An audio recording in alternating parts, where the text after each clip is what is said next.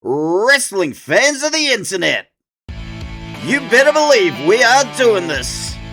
This is our big mystery box PLE, and we are coming to you live and direct from my Uncle Barry's shed in Linwood. We have got an evening of the craziest, most over-the-top wrestling you have ever seen in your life.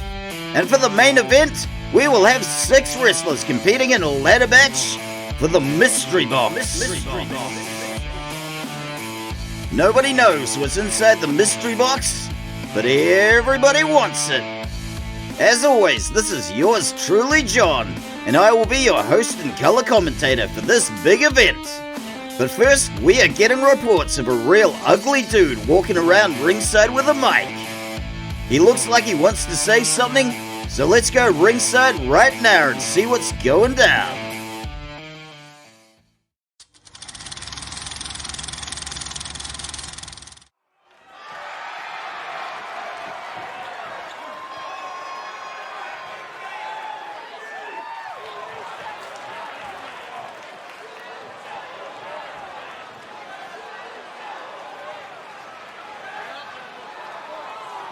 Linwood, how the hell are you doing? It's yours truly, John the commentator, and we are doing it tonight, and this is our big mystery box PLE. Hell yeah! First of all, I want to thank my Uncle Barry for letting us use this sweet abandoned shed. Check out these things. Cheers, Uncle Barry.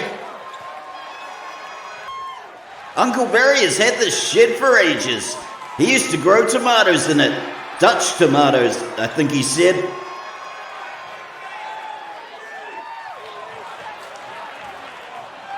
I'm guessing he forgot to do some paperwork, because one day the cops showed up and took all his tomato plants. And then they had a big bonfire.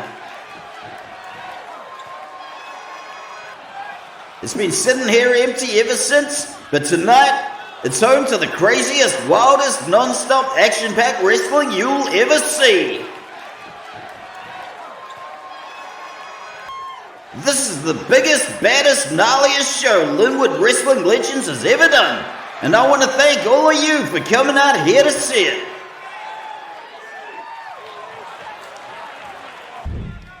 But I won't keep you too much longer. Let's get on with it and see some ass whooping. So from me to you, enjoy the show and stay the hell away from my announcer's desk.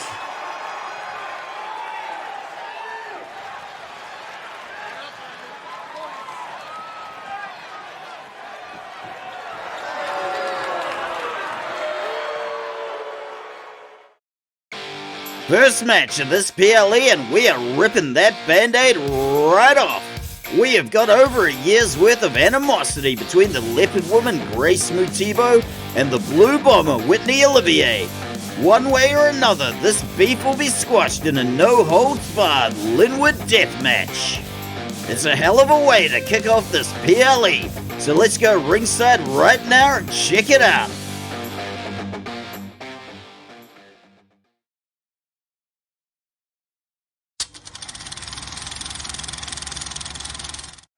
The following match is a Linwood death match.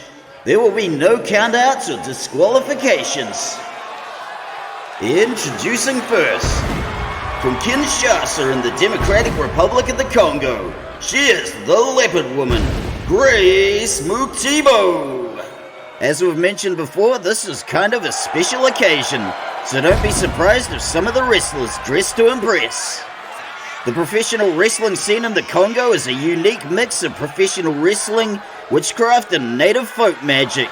You won't see anything like it anywhere else in the world, but tonight Grace Mutibo is bringing it all the way to Linwood, and I gotta say, she is genuinely terrifying. She has truly become the leopard woman, and the blue bomber best beware.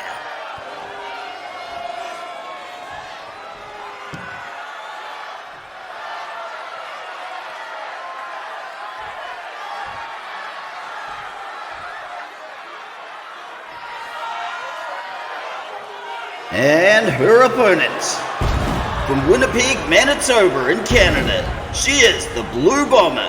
She is Whitney Olivier.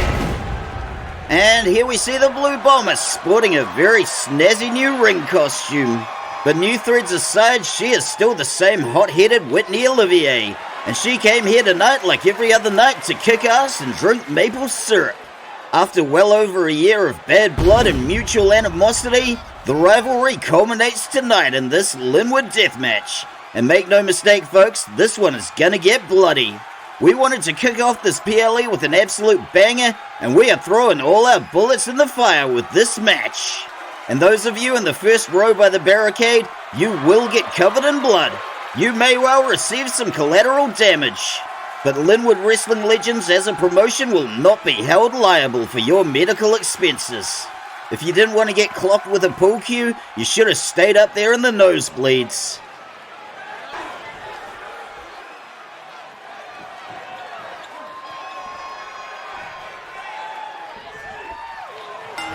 Referee Henrietta Sorensen rings the bell, and to absolutely nobody's surprise, these two go straight to work tearing strips off each other.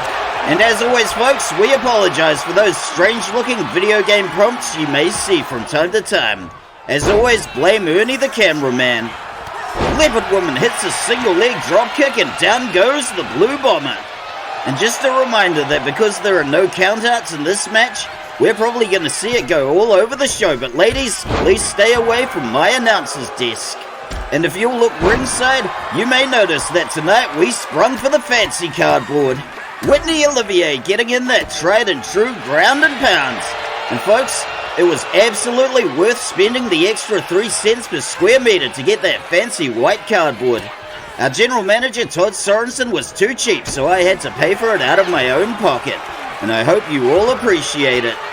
We're seeing a lot of back and forth, but nobody's got the upper hand just yet. Leopard Woman clocking her opponent with a crossbody off the springboard. And where is she going? Grace Mutibo looking under the apron, and what do we got? We have got ourselves a trusty old pool cue. Now the Blue Bomber has it. That one backfired horribly, but anything can happen in a Linwood deathmatch. If I didn't know better, I'd swear the Leopard Woman was using some kind of magic on Whitney Olivier, and we got the roll-up. Kick out before the one. But a wrestler using magic against their opponent is absolutely something you would see in Congolese wrestling. So how cool is it that we get to see it here in Linwood? Blue Bomber hitting the dropkick and laying out the Leopard Woman. And there's that pool cue again. We are playing Cluedo, and I'll take Olivier in the ring with the pool cue. Grace Mutibo revving up and round and round and round she goes. Boom! Look at that tilt-a-whirl. Those are some serious high-flying acrobatic skills we're seeing on display. Into the rope she goes, but the kick is denied. Blue Bomber hitting that dragon screw. And where is she going? Oh, what do we got here? Oh yeah. This crowd wants tables and the Blue Bomber is happy to oblige. Leopard Woman looking to intercept her opponents on that lovely fancy cardboard. And like I said last week folks, if any other wrestling promotion lays out cardboard ringside instead of mats, remember you saw it here first. Whitney Olivier finished the maple syrup a long time ago, and she is straight into the kicking ass. And I've got to say, Ernie the cameraman, I'm really liking this new lens filter you got. Adds a certain panache to the proceedings. And Whitney Olivier setting up the table. And you know what folks? Just once I'd like to see somebody put through one of those ugly 3-legged stools. I hate them so much. Nevertheless, a traditional 4-legged table is what we've got. And let's see who's going through it. We got a bit of ballet and the Blue Bomber gets whipped back into the ring. And when will these wrestlers learn there is no safety on the ropes? Into the table she goes, and I think we're about to see it, folks. And boom! That was amazing! Can she get the pin? 1, 2. No dice with the pin, but let's see that again. As my dear old Nana used to say, it's not a Linwood deathmatch until somebody goes through a table. It would have been cool if the table was on fire, but I guess you can't have everything. Where would you put it? Nevertheless, fire or not, that suplex through the table absolutely rocked the Blue Bomber. And this right here looks really painful. Ow! Between this match, the men's triple threat, and both of the mystery box matches, we are going to be seeing a hell of a lot of crap in this spring. and I'm just glad it's not my job to clean it up. And we are looking at a spirited comeback from the Blue Bomber. After going through the table, Whitney Olivier turns the tables, and can she get the pin? 1, 2, kick out after the 2. And folks, when I say a lot of crap in the ring, I don't literally mean that our wrestlers are going to drop their pants and do a poo in the ring. Although Linwood Knight might.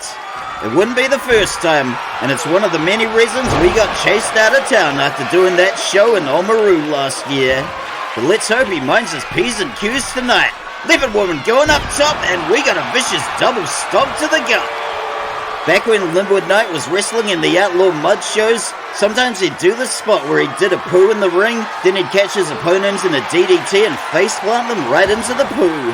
Thankfully, he can't pull that off here because of the court injunction, and we got a steel chair to the head. This match just keeps getting more and more brutal. We are seeing all the heavy artillery coming out tonight. When your opponent is swinging a steel chair, there is nothing scarier than being trapped in the corner. Blue Bomber kicking out and firing back. She is not having any of the Leopard Woman's nonsense, and there goes the chair. Looking to do some damage off the springboard, but nobody home. And I have just received this notice from management. Would the owner of a grey car please move your car because it's in the way? That was an awfully vague announcement. And here comes the Leopard Woman with the baseball bat. It's Grace Mutibo at the bat, and we got a swing and a hit, swing and a miss. Boom! Reversal from Whitney Olivier. Hey, batter, swing, and down goes the Leopard Woman. We have seen just about every kind of weapon there is, but what is... Oh, look at that. Being Canadian, Whitney Olivier going for the hockey stick. But there is nothing friendly or polite about this particular Canadian. And that's why she doesn't wrestle in Canada anymore. Well, that and the time she got arrested for lurking in the bushes outside Bret the Hitman Hart's house. We have got first blood, and I am truly amazed it's taken this long. The Blue Bomber looks like she's working up to something big, and here it comes. Good gravy, we got a Blue Thunderbomb. What? Kick out after the 1, but we gotta see that again. We got a little nod to one of Olivier's biggest heroes, Sami Zayn, who I kinda think is a little boring, but you do you, homegirl. I'm sure he's a lovely guy and everything, but I'm not sure if I want to see him wrestle for 20 or 30 minutes. Into the corner goes the Blue Bomber. Leopard Woman coming in with the run-up, and we got the flying forearm. Can she get the pin? 1, 2. Kick out after the 2. But on the flip side of that, you know who I really did like? Kevin Owens is an obnoxious entitled heel. It's a shame he got injured. We got the drive into the corner. Whitney Olivier looking a little staggered, and she eats the tried and true scoop slam. Grace Mutibo going topside, and what do we got here? Boom! We got the swan dive. Can she get the pin? 1, 2. Oh, nearly had her there, but let's see that again. As we established last week, leopards are capable of jumping great distances, and that was quite the pounce we just saw from the Leopard Woman. This crowd is chanting, "We're not worthy." And to be honest, Linwood, it doesn't matter whether you're worthy or not, because we've already got your money and you'll never get it back. Blue Bomber getting absolutely tenderized with that baseball bat. And can you get dizzy from getting hit in the leg? I suppose if you get hit in the leg hard enough, and the Leopard Woman is going back up top. Boom, we got another swan dive. Can she get the pin this time? 1. Kick out after the 1. The Blue Bomber is not giving up anytime soon, and she lays her out with a drop kick. I've got to say, I'm a little surprised we haven't seen either of these two decapitated yet, but there's still a ways to go, so you never know your luck. Blue Bomber gets the counter and lays her out with a stiff headbutt. I am just truly grateful that these two have stayed well away from my announcer's desk. Blue Bomber coming in with the elevated flatliner. Grace Mutibo crawling to the safety of the corner, and we are seeing a lot of wear and tear on both of these competitors. And I think we may be about to see an avalanche. It's always nice to be able to tick the avalanche off my particular bingo card. Leopard Woman trying to power out, and we are not seeing an avalanche today. Instead, we got a reversal and another double stomp to the gut. Can she get the pin? 1. Kick out after the 1. The leopard woman is ready to pounce, and round and round and round we go. Boom! Tilda whirl head scissors with the emphasis on the whirl. Whitney Olivier looking unsteady on her feet. Into the ropes she goes, but Olivier's got the counter. Boom! Forearm to the face. Grace Mutibo hitting the backdrop suplex, and out of the ring she goes. We are taking a merry little trip across the cardboard, but just remember, pinfalls only count in the ring. Whitney Olivier takes a shovel to the ankles, and down she goes. And what I tell you folks, doesn't this fancy cardboard look so much better than the crappy brown cardboard we normally use? Blue Bomber looking a little dizzy from that tilt-a-whirl, and Leopard Woman going topside. She is definitely looking unsteady on her feet, and down goes the flying forearm. So far we have seen pool cues, baseball bats, chairs, tables, hockey sticks and shovels. But what else is there left? Blue Bomber looking to rally and come back with that clothesline. Up and over she goes, and here we go. 1, 2, and 3. Triple powerbomb salvo from the Blue Bomber. Usually that would spell lights out for the opponent, but we've still got to take it back to the ring to get the pin. I've got to say, it's been a long time since we opened with a match this bloodthirsty. But then again, it is a special occasion, and the Blue Bomber's got the chair. Down she goes. She is looking to go into business with that thing, and if I were the Leopard Woman, I'd want to stay the hell out of the way. Whitney Olivier looking to savor the anticipation, but the Leopard Woman's got the counter, and there goes the chair. We got the run into the springboard, and Olivier gets clubbed with the missile dropkick. Can she get the pin? 1. Kick out after the 1. That was a small miracle. The Blue Bomber is absolutely refusing to yield, and into the corner she goes. And we got the counter. Olivier grabbing the Leopard Woman by the scruff of the neck and face first into the turnbuckle and out of the ring. And we all know what's coming. Blue Bomber getting the run up through the ropes, and boom, there goes the Tornado DDT. And a little verbal abuse for the cherry on the sundae, but let's see that again.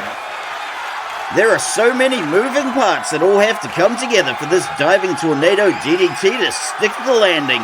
But stick the landing Whitney Olivier did, and it's always a real crowd pleaser. Blue Bomber setting up for something big, and this is bad news for the Leopard Woman. Up and over she goes. 1,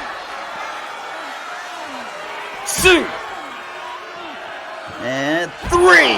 Another triple powerbomb salvo. And while we're at it, let's shovel a little more dirt on the grave. Grace Mutibo has taken a total of 6 powerbombs in this match. And honestly, how would any of us be feeling after 6 powerbombs? Is that going to be enough for the pin? 1. My God, how do you kick out of that? To quote noted philosopher Jimi Hendrix, we're about to see what happens if 6 turns out to be 9. I would be crying after 1 powerbomb, so I can't imagine 9. And is that going to get the pin? 1, 2, 3. Whitney Olivier takes the win. Let's go see some highlights from Ernie the cameraman.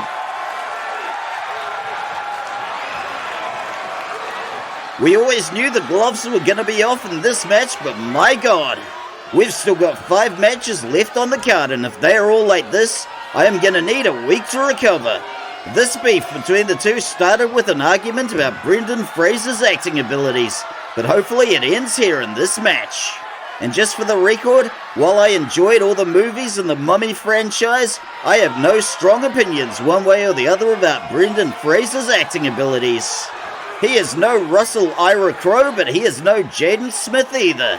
He is somewhere in the middle, and I want no part of whatever residual beef might be left between the Blue Bomber and the Leopard Woman. Congratulations to the Blue Bomber Whitney Olivier on this victory in the first match in our Mystery Box PLE. Hopefully we just saw a year-long beef get squashed.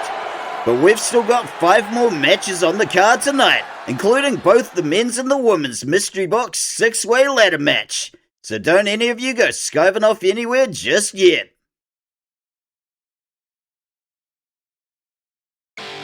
What do you do when you've got 3 possible contenders for the next title shot? That's right, folks, we got ourselves a triple threat match. The Injustice Collector Nero, the Great Khan Ogedai Khan, and the Proletariat hero Yuri Kalishnikov are gonna duke it out in a 3-way battle for the next title shot. And just like the last match, anything and everything goes. But there can be only one contender, so let's go ringside right now and see who takes the prize.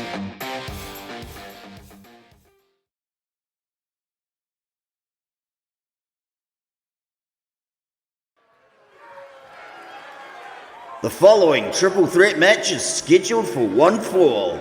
There will be no countouts or DQs. Introducing the first contender. From Havana, Cuba, he is Hell Unleashed. He is the Injustice Collector.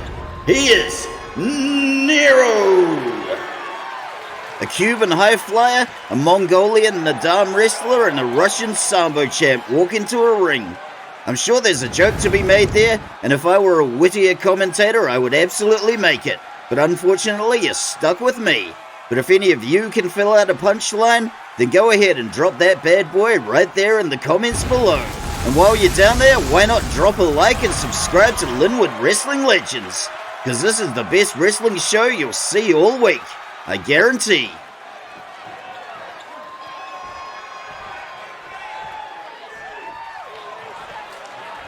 Introducing the second contender.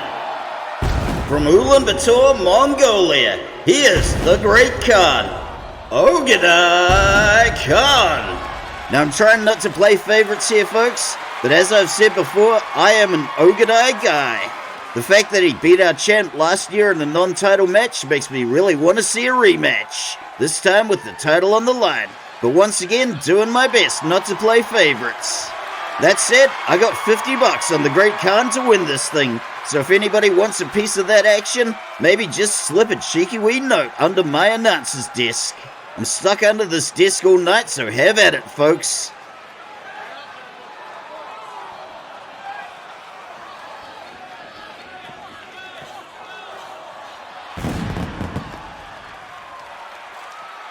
Introducing the third and final contender.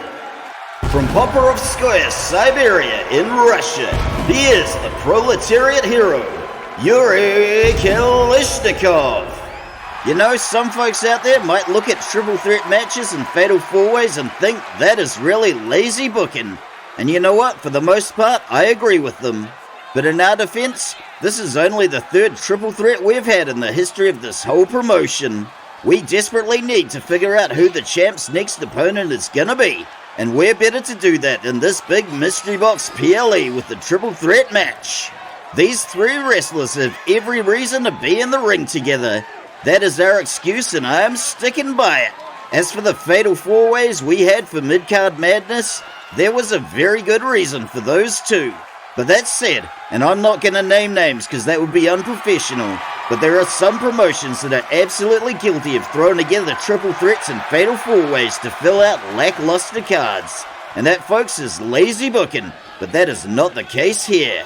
That is our excuse and I absolutely stand by it.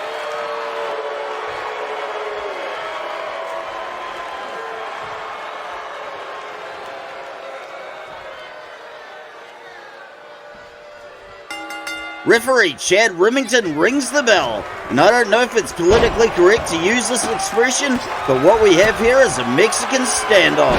There is a real element of strategy to these triple threats. You may be tempted to stay on the sidelines and watch the other 2 wrestlers dash themselves against the rocks, but then again, you may also become a target.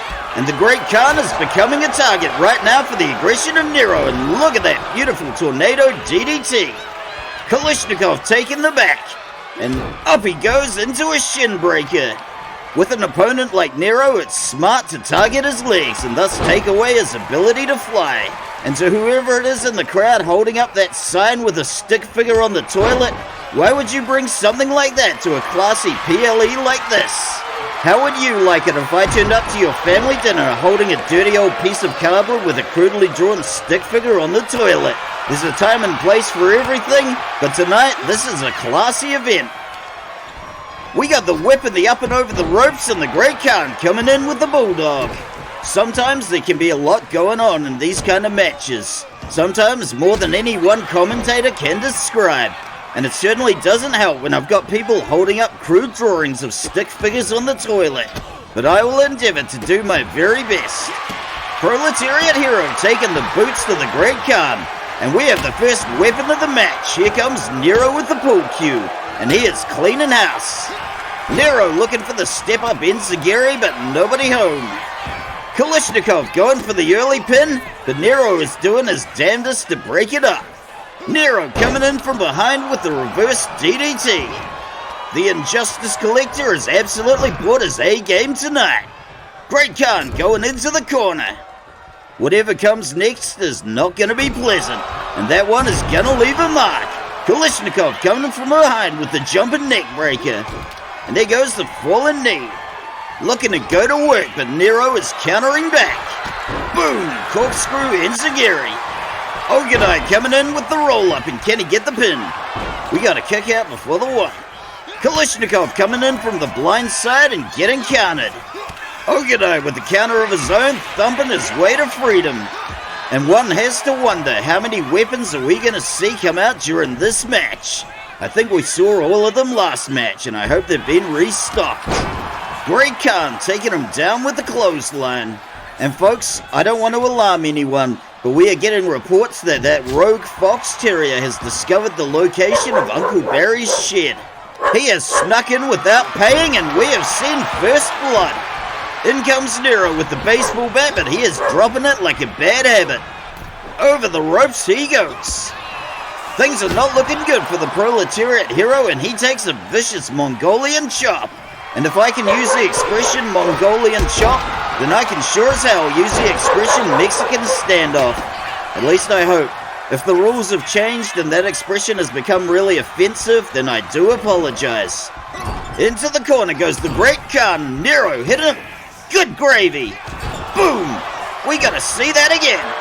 We got a spear into the turnbuckle, a delightful little backflip, and another spear into the turnbuckle. The Injustice Collector is absolutely bringing his A-game tonight. He really wants that rematch with the champ, and if he keeps pulling off these moves, ooh, that was brutal. The Great Khan is looking down and out, and can he get the pin? 1, 2. Ooh, kick out after the 2. Referee Chad Remington running to safety, and boom, we got a tilt-a-whirl slam. And if I was referee Chad Remington, I would be a lot more popular and better looking. Nero sticking the Hurricane Rana. Going for another one, but Kalishnikov has the counter. And where oh where has the Great Khan gone? The Proletariat Hero is not letting a little blood slow his roll. Goes for the arm wringer, but Nero's got the counter. We got the whip into the ropes. We got the wheelbarrow into a DDT. This is fantastic stuff we are seeing from Nero. Kalishnikov back on his feet and hitting that shoulder tackle. Great Khan with the double axe handle to the back, and down he goes. Can he get the pin? Broken up by Nero before the 1. Here comes some good old-fashioned collar and elbow, and we got the whip into the corner. But the Great Khan saw that one coming. And folks, I am getting reports that we have contained the rogue fox terrier, and he will no longer be a problem. Snake Eyes into the turnbuckle. What do we got here? A backbreaker into an STO, and the Proletariat Hero is revving up. Kalishnikov looking to regain control. And boom, we got some double hammer fists to the back. Great Khan coming in from behind, and there goes the thumb to the chest. We've seen this one before, and he is going for the bow backbreaker. A very unorthodox submission. And that's the good thing about triple threats. If somebody catches you in a submission, usually somebody else will come and break it up. Great Khan hitting back with the jawbreaker. Up into the cradle goes Nero, and we got the tried and true scoop slam. And a breakup before the 1. It's all about neutralizing one opponent before you try to pin the other. We got a Sambo throw into an armbar. Can he make him tap or snap? Referee Chad Remington is watching the proceedings closely. And we got a breakup from Nero. And while it may be horrible to say, just once I want to see somebody's arm or leg get broken in a submission. Obviously somebody I don't like Kimberly Sullivan or one of the Cockney pickpockets. Make it happen, people. Ogedai getting flung into the corner. Nero looking for a little support from the ropes, but he is out of harm's way. And here comes another one of these. That is the second time tonight the Great Khan has been flung into a ring post. His shoulders must be absolutely killing him. Nero biding his time and looking for something off the slingshot, and he sticks the Hurricane Rana. Axe handle from the Great Khan sends him down and disarms him. And what is the Great Khan looking for?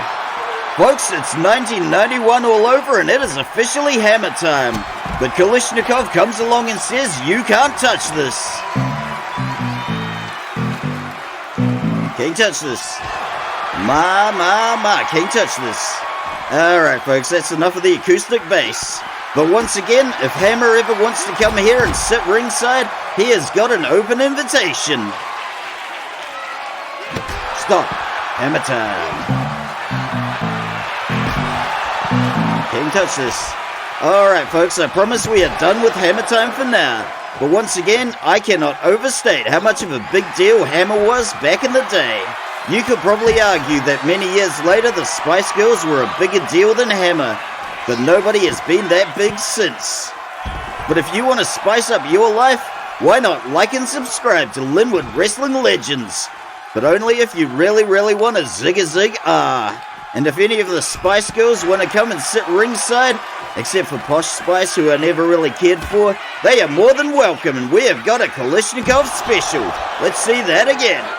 It's hard to say which one of the Kalishnikovs does the better Kalishnikov special, but that one had a lot of power and torque behind it.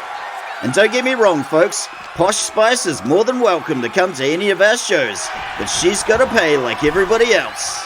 For one thing, she can bloody well afford it. Ogedai going for another Mongolian chop, but Kalishnikov has the counter. We got a Sambo throw into another armbar, but Nero breaks it up. The Injustice Collector looking a clean house. And over the ropes Kalishnikov goes. And for whatever strange reason, we have had a real spike in people watching this show from the UK, and look at that sunset flip powerbomb. So big ups to all you Antipodean wrestling fans. This one is spilled onto our fancy white cardboard and Nero is going to work. See, I told you guys it was worth the extra 3 cents a square meter for the fancy cardboard. I shouldn't have had to pay that out of my own pocket, but I digress. Ogedai coming in with the baseball bat and he is cleaning house. Sometimes I have to wonder, how is any of what we are doing legal? But I suppose the best thing to do is to do as much of it as we can before they change the laws. Ogedai taking a little stroll around the ring, getting a panoramic view. And what is he planning? And I've really got to hand it to this mystery box crowd we have here tonight. They are marginally less ugly than the crowd we usually get. Except for maybe that one dude there, and the lady he came with. God, I hope they don't have children. Great Khan lining them up and dropping them down with a stiff punch. These three have come at each other with everything but the kitchen sink tonight, but it could still be anybody's match. Kalishnikov getting his leg wrenched through the ropes, and that's gotta hurt. He is having a little trouble putting weight on that leg, but that is to be expected, and into the corner he goes. Nero firing away with a salvo of strikes and a DDT. Can he get the pin? 1, 2. Oh, nearly there.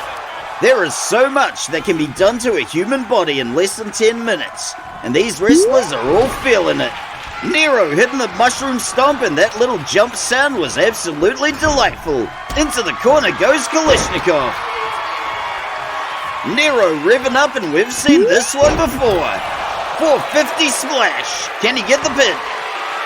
1, 2, 3. Nero takes the win. Let's see some highlights from Ernie the cameraman. One thing you can say about the Injustice Collector, tonight he absolutely brought his A game. The other two got in some good shots, but Nero was clearly the dominant one in this match. Next week, he will be getting that rematch with our champ, the Gallo Glass Hamish Gunn. Until then, he's got a whole week to rest up and nurse his injuries. If he can be as focused and driven as he was in this match, for all we know, we may be seeing a new champion soon. But then again, tomorrow never knows, and we shall have to see next week. But until then, I'm waiting on pins and needles to see that rematch.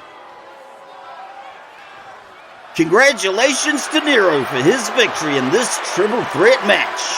We don't do these kind of matches often, but we saw some stellar wrestling from all three competitors tonight. But at the end of the day, there can be only one, and he is Nero. It's another match for the next title shot, and this time it's down to 2. We've seen some pretty remarkable matches from both Miss Venice Beach, Candice Deveraux, and the Queen of the Rhoda, Fernanda Cavalera, in the last little while. But unfortunately, there can be only one challenger. The winner of this match will go on to challenge Lady Liberty, Maggie Dixon, for the Women's World Championship next week.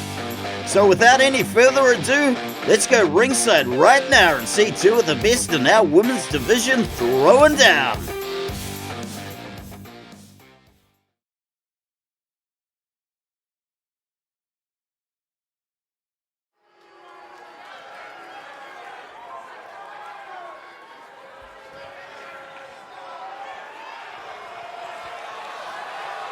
The following match is scheduled for one fall. Introducing first, from Venice Beach, California in the United States, she is Miss Venice Beach, Candice Deveraux.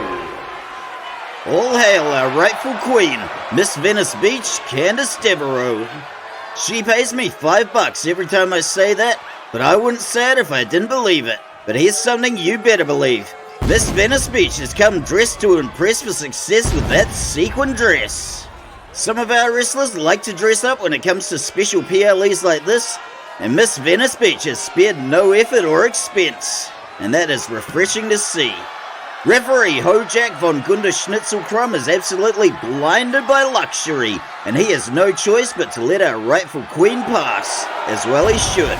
I would hate to guess how many sequins are on that dress, but just off the top of my head, 1,328. No, actually, I take that back. 1,329. I missed that one there.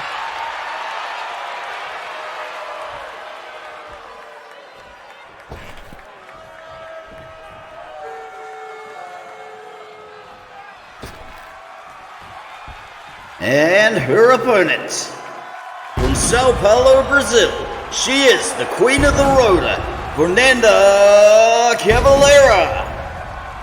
Fernanda Cavalera, looking particularly athletic and particularly Brazilian with that get-up and the pigtails.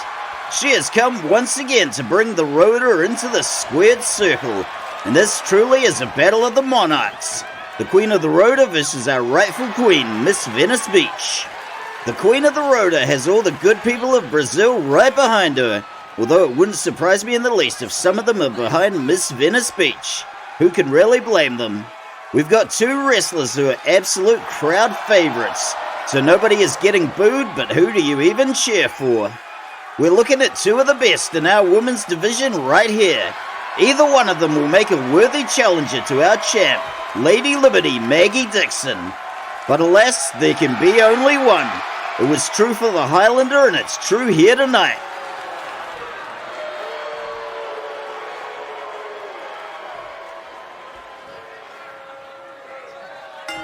Referee Hojak von Gunder Schnitzelkrumm rings the bell and the tension is palpable. These wrestlers are circling the ring looking to rally their respective supporters. But somebody here has to make the first move. Miss Venice Beach eyeing up her opponent like she is counting the sequins on her dress, of which there are exactly 1,329. We are seeing some words exchanged. And folks, I am not a lip reader, but I can definitely see the word bubblegum in there somewhere. Fernanda opening up with a salvo of kicks. Miss Venice Beach hits the canvas and we got a leg drop off the springboard. The Rhoda has come to the square circle tonight indeed. If Candice Deveraux can't find an opening, it's gonna be a long night, and she just found one. Miss Venice Beach coming in from behind and sticking the reverse DDT. And folks, I just found a yellow Sour Patch Kid under this announcer's desk. It's got a little dog here, but it's still good. We got the weapons in the corner. Miss Venice Beach with the run-up and the back elbow. Deveraux looking to go to work, but Fernanda has given her the slip, and we are going out of the ring. And back in the ring, we are starting in with the mind games. And ladies, I say this as a big fan of both of you. Please stay away from my announcer's desk. Miss Venice Beach hitting the suplex. Miss Venice Beach looking like she's got somewhere better to be, and who knows, maybe she does. But she is here now, and she is hitting that backdrop suplex. And she is giving a little fan service to all the lonely middle-aged men in the crowd. Thank you very much. Referee Hojak von Gunderschnitzelkrumm doing his best to keep the peace as Fernanda rolls out of the ring. We're starting in with a little verbal abuse on the part of Candice Deveraux, and I have to say, it's a little unbecoming. We got the butterfly hooks and into the butterfly suplex. You could even call that a monarch butterfly suplex, if you wanted to be really obnoxious. It may be World Cup season, but nobody likes getting a soccer kick to the back. We got a little collar and elbow, and Fernanda is kicking her way out. Queen of the Rotor takes the back, and look at this, we got a tilt-a-whirl head scissors. Very acrobatic. And even more good news, I just found a red Sour Patch Kid under this desk, also covered in dog hair, but it's still good. Miss Venice Beach crawling toward the corner and looking for the safety of the ropes. But when will our wrestlers learn there is nothing safe about those ropes? And we got the rebound and a suplex off the rebound. The Queen of the Rotor is taking an early lead in this match. Miss Venice Beach is going to have to put in a little elbow grease if she wants to catch up, and she goes into the corner. It might not be the most exciting move in the world, but there is nothing wrong with the tried and true scoop slam. Fernanda posting up on the middle rope, and what has she got planned? Boom! Shotgun dropkick. Starting to look a little grim for Miss Venice Beach, but why not a little hot dogging for the crowd? Onto the apron goes Fernanda, and looking for a thrust kick off the slingshot. Can she get the pin? 1, 2. Kick out just after the 2. It's a rare thing indeed for a capoeirista to throw a punch. But we're about to see a bunch of them because we just got a good old-fashioned, genuine, bona fide slobber knocker. And to answer all the miscreants on the internet, no, we are not going to collect, bottle, and sell that slobber to you. We got to draw the line somewhere, and that is an absolutely dandy place to do it. And to be honest, you should be ashamed of yourself for requesting the bottled slobber of professional wrestlers. Although, hypothetically, if we collected the slobber of a Doberman or St. Bernard, how would anybody know? And that one rocked too good. I'm feeling a little dizzy after that one myself, and look what we got here. Handstand head scissors. And we all know what's coming next. Boom, there's the sweep. And boom, there goes the rotor kick. Can she get the pin? 1, 2. Oh, kick out just after the 2, but let's see that again. The 1-2 punch of the handstand head scissors and the rotor kick is a real demonstration of skill and core strength from Fernanda Cavalera. I'm amazed she didn't take the pin after that, but there's still plenty of time for that. But going back to what I was talking about earlier, it does open up interesting ethical questions. Is it morally correct to collect the slobber of large canines, bottle it, and rebrand it as slobber from the wrestlers in our women's division to sell it to miscreants on the internet? And we gotta roll up in a rope break. I only mention this because I know quite a few large slobbery dogs, and I'm sensing there's a buck to be made. All I'm saying is that for $20 a bottle, I'll tell them that that bottle of dog water came from whichever wrestler they like. Miss Venice Beach going topside. Booyah! We got a moonsault. And if anybody in the crowd wants to buy a bottle of slobber from the slobber knockers in our women's division, you can find it at the merch table, and look what we got here. Boom! There goes the beauty crown. Can she get the pin? 1, 2. Ooh, kick out just before the 2. Let's see that again. The beauty pageant scene is apparently even more cutthroat than the women's locker room here. And in her time there, Miss Venice Beach picked up a trick or two, like the beauty crown. Candice Deveraux not quite looking for the early pin yet. She realizes she's still got a ways to go. The pendulum is swung in this match and the Queen of the Rotor has got to be feeling that beauty crown. We got the run up and a shotgun dropkick. Misses the mark, nobody home. Candice Deveraux whipped into the corner. And we may see an avalanche after... oh, maybe not. Somebody zigged when they should have zagged and ended up eating a falling axe handle. It's a tale as old as time. Those 6-inch platform heels were made for kicking, and Miss Venice Beach is putting them to work, and we are going to the cardboard. And once again, folks, fancy cardboard that I paid for out of my own money. Apparently, our general manager, Todd Sorensen, doesn't think you deserve fancy cardboard at these big PLEs. But you know what? I do. And if I see any other wrestling promotion putting cardboard ringside, be it fancy or generic, you bet your ass we are gonna sue. Our general manager, Todd Sorensen, says padded mats cause more injuries than they prevent. So cardboard it is. Miss Venice Beach is running roughshod over her. Oh, stay away from the desk. I know that was an accident, so I'll let you have that one. But please be careful in future. The Queen of the Rotor better get it together and get back in the ring, otherwise we are going to see a count out. And we are back on the rails. Miss Venice Beach is straight up unloading, and that is a very acrobatic armbar. It's going to be a matter of tap or snap, and can the Queen of the Rotor push out? Thankfully, she's got some Brazilian Jiu-Jitsu training, so all is not lost. And if you ever find yourself in a scuffle with somebody who knows Brazilian Jiu-Jitsu, just stand up and walk away. We got the Hurricane Rana, and I'm sorry, but somebody needed to say that. If you look at Ivar the Boneless from the TV series Vikings, and how he pulled his opponents down into the quicksand with him, that's what Brazilian Jiu-Jitsu practitioners should be doing. But usually they don't. Fernanda raining down the kicks, and we got a beautiful corkscrew neck breaker. But seriously, folks, in any real-life situation, if you flop around on the floor like a Magikarp just waiting for your opponent to politely enter your guard, you are going to have a very terrible time of it. And it's about to get terrible for Fernanda Cavalera, and we have first blood. Can she get the pin? What? Kick out after the one. But we are back on our feet, and turnabout is fair play, and we have second blood. This match is really going the distance, and we are seeing a lot of grit. And what have we got here? Boom! That was a spirited comeback from Fernanda Cavalera.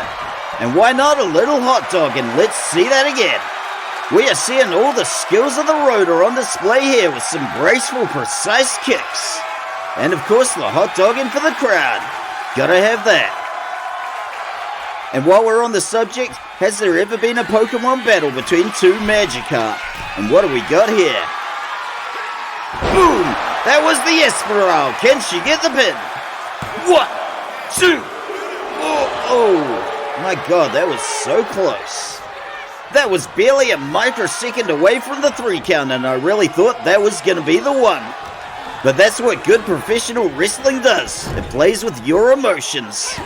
Miss Venice Beach had that one scouted, and she is not down and out just yet. Round and round we go with the hammerlock, and that's really got a wrench on the old joints. And now curiosity has got the best of me, and I really want to see a battle between two Magikarp. I don't know if it exists, but I'll have a look on YouTube after the show. And straight into the ring post goes Fernanda Cavalera. This PLE is kind of a big deal, and our wrestlers came prepared to lay it all on the line. Up and over the ropes goes Miss Venice Beach, and we are back on the cardboard. Very acrobatic double leg drop from the Queen of the Rotor. And as always, ladies, please stay away from my announcer's desk. Fernanda possibly exchanging a few words with somebody in the crowd. Candice Deveraux is back on her feet, but let's see for how long. Somersaulting leg drop misses the mark, and Miss Venice Beach gets precious time to recover. Sometimes all it takes is one missed spot and the whole thing collapses like a house of... Well, where are you two going? I really don't like the way Miss Venice Beach is eyeing up my announcer's desk. Thankfully, my concern seems to be unwarranted. We got the weapon straight into those steel stairs. Sticks and stones may break your bones, but those stairs will straight up wreck you. What are you doing, Miss Venice Beach? Leave that alone! I am really not liking where this is going. Curtsy all you want, Miss Venice Beach, but that does not give you the right to trash my announcer's desk. Thankfully, the Queen of the Rotor is having none of that. So thank you, Fernanda Cavalera, for protecting the into the steel stairs again. The crowd at the barricade is absolutely loving this wanton display of violence. We got a little collar. Oh god, Miss Venice Beach has got her. What does this mean for my desk? No, don't do that. Seriously, Miss Venice Beach, this is not cool. I would expect this kind of crap from Kimberly Sullivan, but not somebody of your regal bearing. But I suggest you two take this back in the ring where it belongs. Otherwise, we are going to get a count-out and quite possibly a literal riot. This desk and the commentator hiding underneath it are not objects for you hooligans to smash each other against. Mercifully, we are back in the ring. Queen of the Rotor coming in with the run-up, but Candice Deveraux has her Skade. We're seeing a lot of blood trickling off both competitors. Fernanda takes the back and sticks the poison rana. Miss Venice Beach folding like a bad hand of poker. Fernanda slipping to the apron, and what has she got planned? She is going topside and looking to take flight. Boom! There goes another espiral. But is that going to do it for the pin? 1, 2, 3. Fernanda Cavalera takes the win. Let's go see some highlights from Ernie the cameraman. I've been looking forward to the match between these two all week, and I gotta say, it did not disappoint. It would have been nice if they'd stayed away from the disc. I'm looking at you, Miss Venice Beach, but I suppose you can't have everything. Where would you put it? Maybe it wasn't quite the result Miss Venice Beach was looking for, but I get the feeling we haven't seen the last of her yet. As for the Queen of the Rotor, Fernanda Cavalera, I cannot wait to see her taking on Lady Liberty, Maggie Dixon. Now that is going to be one hell of a match, and we are going to be seeing it next week. But in the meantime, we're officially at the halfway mark, and we still have 3 action-packed matches left on the card. Congratulations to the Queen of the Rotor, Fernanda Cavalera, on this well-earned victory here tonight. This has got to be a real thrill to all the old people and dogs watching this from the retirement home and dog shelter she volunteers at respectively. And of course, a todas as pessoas boas do Brasil. I really hope I got that one right, but if I didn't, you can blame the good people at Google Translate for my janky Portuguese.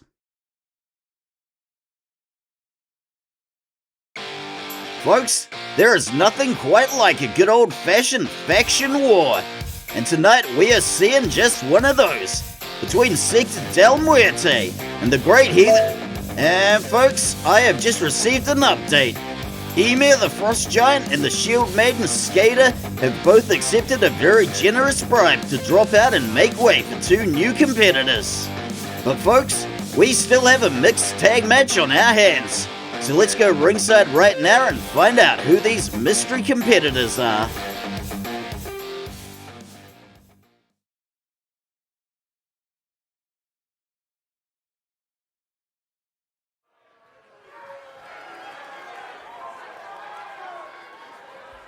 The following mixed tag match is scheduled for one fall. Introducing first, representing Secta del Muerte, we have the Godmother La Madrina and the Violator. The Godmother has come here tonight dressed to impress and possibly to terrify and intimidate. But with Ymir the Frost Giant and Skade the Shield Maiden dropping out, you've really got to wonder who the replacement's gonna be. This was originally looking like a faction war between Secta del Muerte and the Great Heathen Army, but who else could possibly want this match? All I know is this is the first mixed tag match we've had in a long time. For one thing, it's not like we have a lot of teams to choose from. Besides these two, the only team I can picture is the Kalishnikov siblings, but I will be very surprised if we see Yuri and Nikita stepping out tonight. And having abandoned this match, Ymir and Skade have now possibly freed themselves up for the mystery box lottery. Smart move on their part.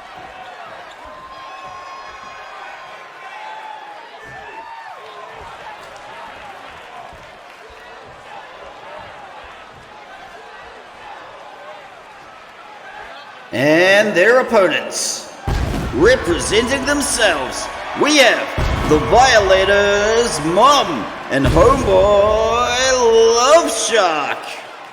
Oh my god, I don't believe it. The Violator's mom and his best friend homeboy Love Shark have come here tonight to rescue the Violator from the clutches of the evil cult.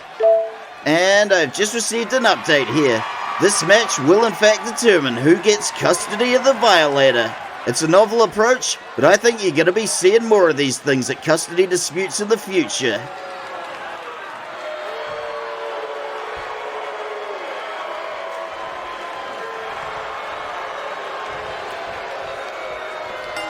Referee Chad Remington rings the bell and the Violator is firing away.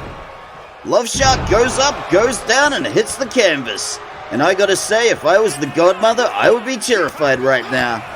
She has only just recovered from the beating she got from the Violator's mum the other week.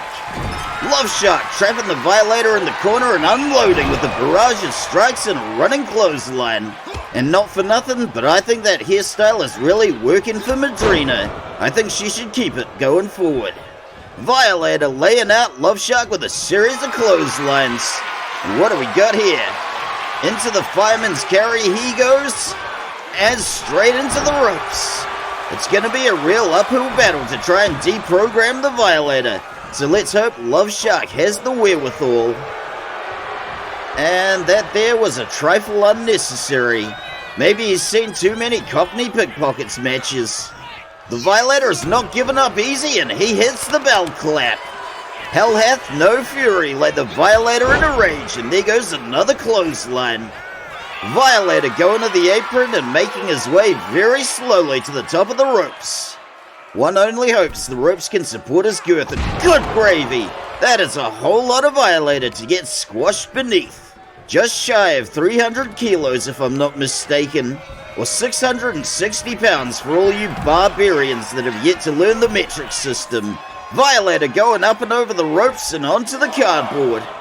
Referee Chad Remington doing his best to hold back the aggression of homeboy Love Shark.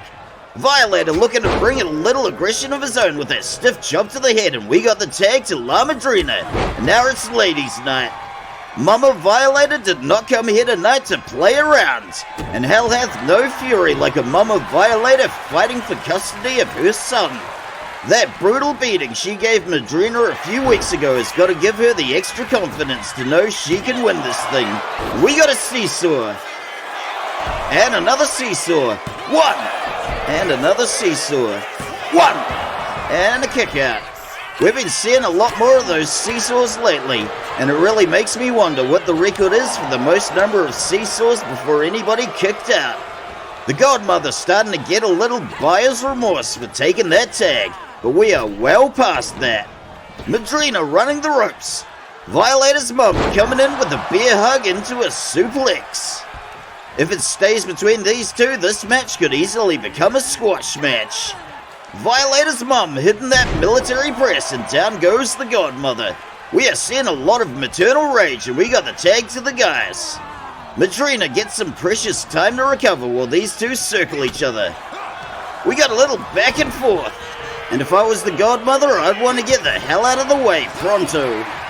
This one could very easily become another slobber knocker. We got a little collar and elbow work and a sweet pop-up Samoan drop. That's one of the moves the Violator does really well, and that once again was a trifle unnecessary. Love Shark looking a little dazed, and in comes the Violator with the Fez press and the ground and pound. Is that going to be enough for the pin? One. Kick out after the one.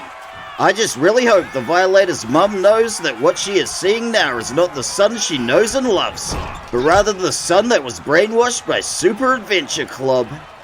Did I say Super Adventure Club? I meant Sector Del Muerte, but same thing when you really think about it. Violator getting the run in, but Love Shark's got his number. Violator pushing his opponent away like a plate of healthy vegetables. Love Shark is absolutely determined to break through the brainwashing, no matter how brutal a slog it may be. And we got another military press courtesy of the Violator. I have no idea whether those ropes can hold his weight, but I guess we'll find out one way or another. One thing's for sure though, if Homeboy Love Shark and the Violator's mum win this thing, they will be looking to shave off that moustache as soon as possible. That thing has been nothing but trouble. Not everybody can grow a moustache and not everybody should. Love Shark with the alley-oop and down goes the Violator. We're finally starting to see a few cracks in the Violator's armor. We got another whip back into the corner. Love Shark lining up his opponent's ankles and going for the kick. That one had to hurt. Love Shark going for the slam dunk, but he flies right into a powerbomb. And as we established earlier, it only takes one powerbomb to make me cry. And if Love Shark isn't crying, then he is a stronger man than I. And we got a sit-out powerbomb this time. Time for a little celebration with the Violator's happy dance. Love Shark rolling out of the ring for safety, and we got the tag to the Godmother. Mama Violator barreling in with a clothesline, and she is not wasting any time. Like mother, like son, and she is hitting that Thiz press with the ground and pound. The Violator learned all his wrestling moves from his mum, but I'd wager she is a lot better at it, and she is laying La Madrina down with a grizzly magnum. This mother bear is just getting revved up. Shaking off that clothesline like it ain't no thing, and if I was the Godmother, I would be terrified right now. Trusty old scoop slam does the job, but hopefully there will be no more scoops of ice cream for the Violator's breakfast after this. Things are looking very bad for Madrina, and they just got worse. Godmother powering back with a back elbow. She has had enough parental interference, and she wants it known that she has taken over as the Violator's new mother. And to be honest, I would have imagined that a custody battle for the Violator would have gone something along the lines of you take him, no you take him, but I guess there's no accounting for taste. But these two matriarchs are not looking for any shared custody agreement tonight. And it should be mentioned that if this match ends in a disqualification, the Violator will become property of Linwood wrestling legends and general manager Todd Sorensen. Madrina going for those double elbows to the head and a graceful spinning kick. It's a devastating 1-2 punch and a cause for celebration, so let's see that again. We've seen the Godmother have a lot of luck with this 1-2 combo in the past, and she is hoping it'll turn the tide of battle. And I have just received another update. General Manager Todd Sorensen says do not let this end in a disqualification, because he can't afford to feed the Violator. But when you've got a match like this with emotions running hot, there's always a chance somebody will try to get away with something dirty. But so far, the Violator's mum is laying down the law and doing it by the book. But once again, you really have to wonder, how is any of what we are showing you legal? Mama Violator coming with the run-in, but we got the artful evasion. Madrina coming in hot with the victory roll, the double stomp to the gut, and a little fan service for all the lonely middle-aged men in the crowd. Thank you very much. Let's see that again. It's still going to be very much an uphill battle for the Godmother over the Violator's mum, but it's safe to say the playing field has been leveled somewhat. Can she get the pin? 1, 2, we got the kick out and Love Shark trying to plead with the ref. I had no idea you could do that, but it makes me wonder why we don't see it more often in our tag matches. Into the corner goes the Violator's mum, and the Godmother comes with the run-up, and look at the height on that kick. Somebody's clearly been doing Miss Venice Beach's yoga videos. Madrina going topside, looking to line something up. Mama Violator slowly getting to her feet, and she gets clocked with a crossbody. The Godmother came here tonight to turn a few heads, and she is absolutely doing that. Madrina unloading a salvo of strikes and working the Violator's mum like a heavy bag. Mama Violator giving her the slip, and she is in control again. We got a very painful double arm wringer and a stiff headbutt to the back. The Godmother may be looking at an even worse beating than last time. She may very well be starting to wonder whether custody of the Violator is worth all the wear and tear. A falling punch to the head, and you can tell that one really hit home. We're past the 10-minute mark, and we are starting to see some wear and tear on both of the wrestlers. Godmother possibly shushing her opponent's cries for help, and we got the tag to the Violator. Love Shark taking a cue from Mama Violator, and he is coming in hot. It's gonna take a lot to break through to this once lovable oaf, but Love Shark is determined to put in the work, and down goes the Violator. We are back on our feet, and we got the whip into the ropes.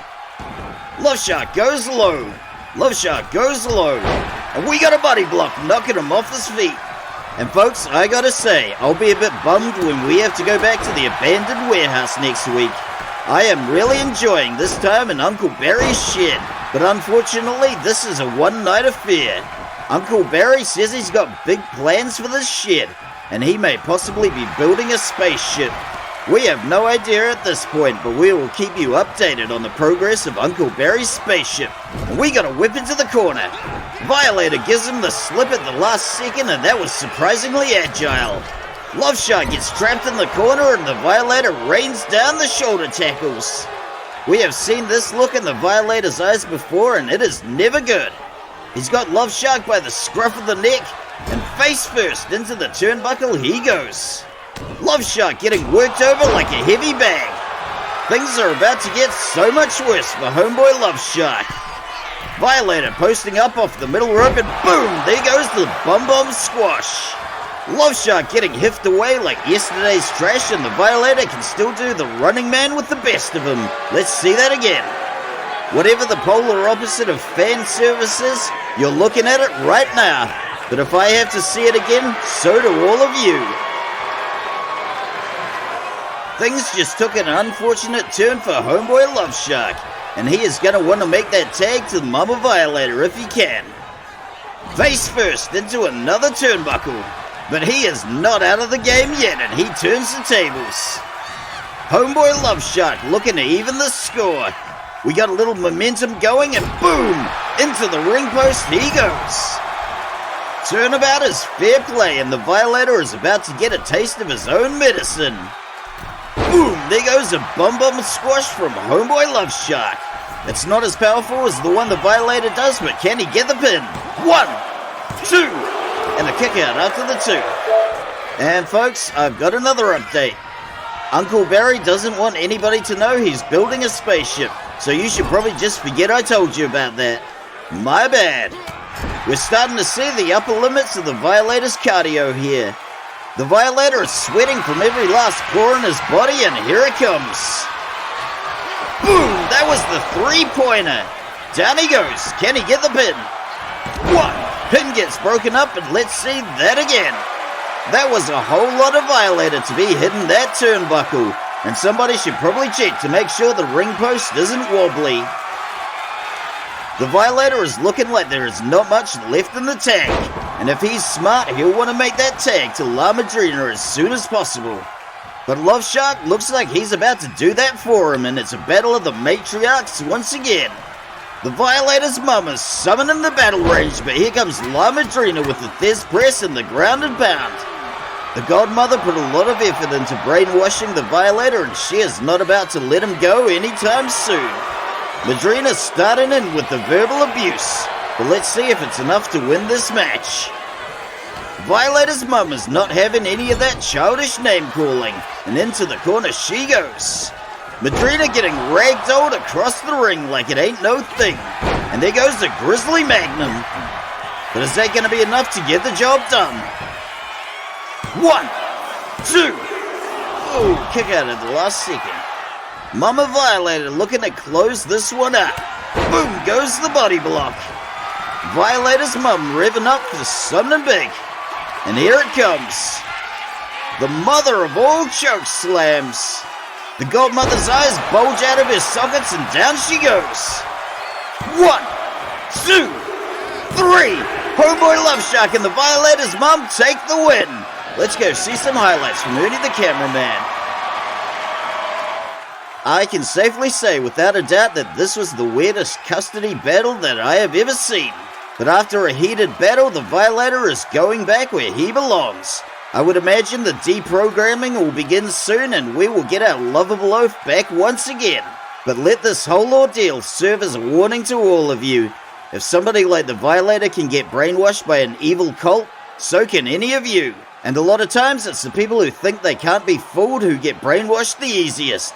So let this be a lesson to all of you. Stay vigilant.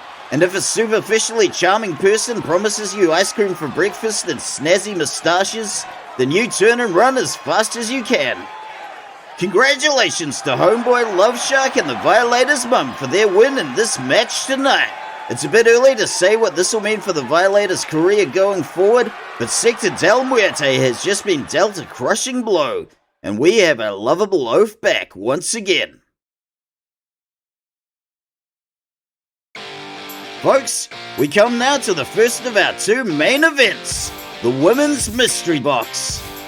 We will have 6 wrestlers chosen at random through a lottery, and they will all be competing in a ladder match, where the aim is to set up the ladder, climb the ladder, and free the mystery box. Easier said than done. We have no way of knowing who the competitors will be until we see them coming down the ramp. So let's go ringside right now and see this historic match.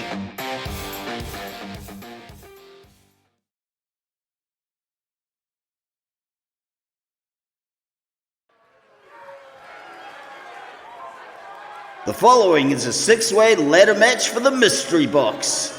There will be no countouts or DQs. Introducing the first contender.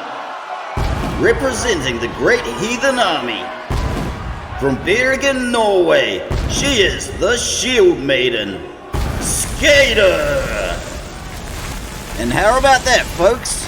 After taking a generous bribe to drop out of the last match, Skade's number gets called up for the lottery. That was a smart move on her part. We are not going to know who the other 5 contenders are until they come out on the ramp. So it's anybody's guess what her chances are to win the mystery box tonight. It's also anybody's guess what the mystery box actually contains. But somebody's going to have to get up there on the ladder and grab it first. And I really hope the somebody to grab it won't be somebody I don't like. But if it happens to be Skade, I'm totally cool with that. And because this is an anything goes affair with no DQs or countouts, Skade could very well use that sword to do some damage. Well, she could if it wasn't made of foam rubber.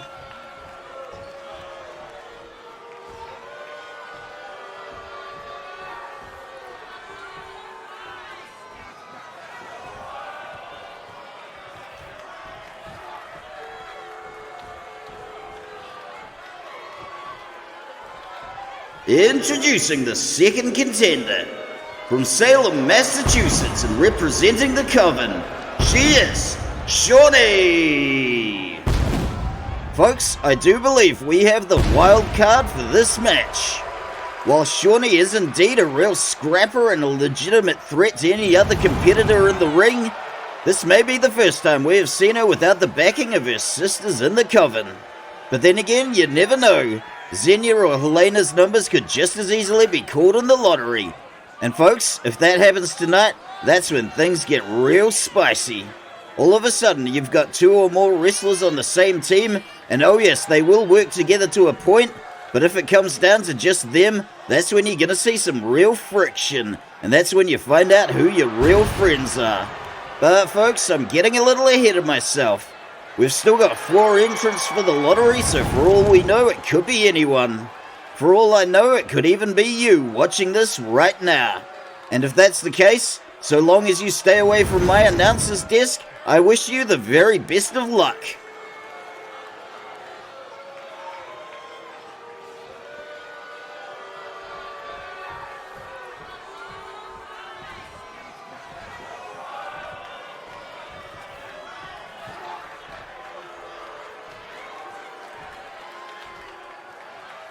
Introducing the third contender.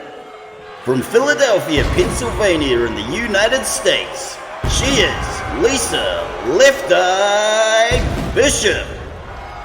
And we've got another crowd favorite with the entry of Left Eye. You know what I love about these really big PLEs, folks? Because it's a big special occasion, a lot of the wrestlers really go the extra mile with their costumes. And it almost turns into a miniature fashion parade. And I gotta say, I am very impressed by some of these new threads I'm seeing. Whichever hypothetical person designed these outfits is an absolute Linwood legend, if I do say so myself. Let's hope these fancy costumes don't get too damaged in the ensuing battle.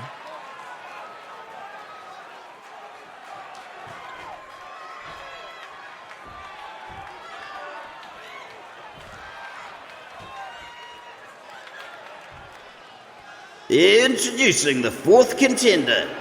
From Marseille, France, she is La Femme Brutale, Marisa Duvalier. La Femme Brutale dressing very chic and European, and going for a bit of an Alexa Bliss thing with those buns. She wishes she had Alexa Bliss's merch sales, to say nothing of Alexa Bliss's technical skills, or Alexa Bliss's general likability. She has never made any secret of her contempt for this Linwood crowd, and I find it very unlikely that any of them will have her back tonight.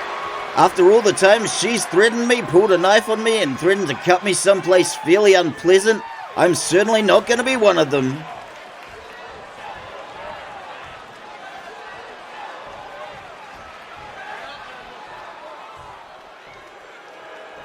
Introducing the fifth contender.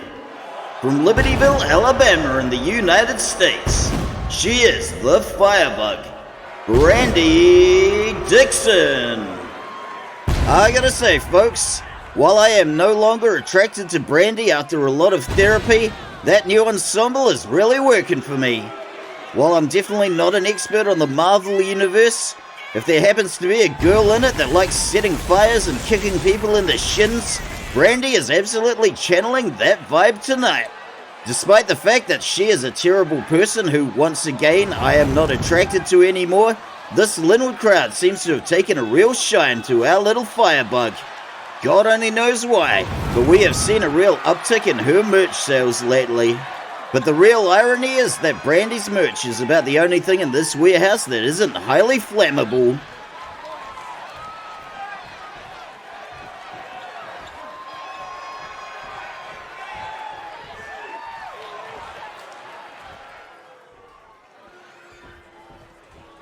Introducing the sixth and final contender.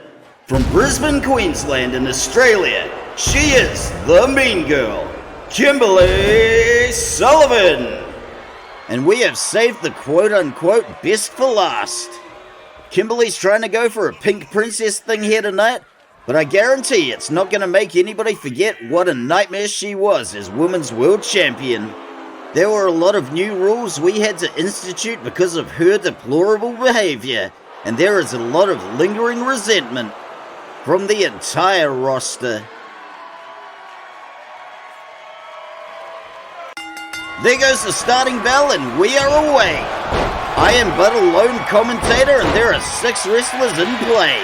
But that said, I will endeavor to do my very best. We are less than a minute in, and we are already spilling out onto the cardboard. Skade looking to grab that first ladder while Shawnee takes the screws to Brandy, and down she goes. The mean girl comes barreling in, and there will be no ladder for the Shield Maiden. Shawnee grabbing a ladder for herself and sliding it into the ring. It's proving hard enough just to get a ladder into the ring, but then it's going to be set up, somebody's going to climb to the top, and then unlock the briefcase. Easier said than done. Shawnee's still got a lot of resentment towards Brandy after being spat on a couple of weeks ago, and she is straight up unloading. And as somebody who's been spat on by Brandy several times, it's not that bad once you get over the initial shock. All hell is breaking loose in the ring, and Left Eye hits the Shield Maiden with that leg drop. So far we have 2 ladders kind of in the ring, but unless they can get set up, it's a moot point. Face first into the canvas goes Skade. Shawnee hitting something with the crossbody off the springboard.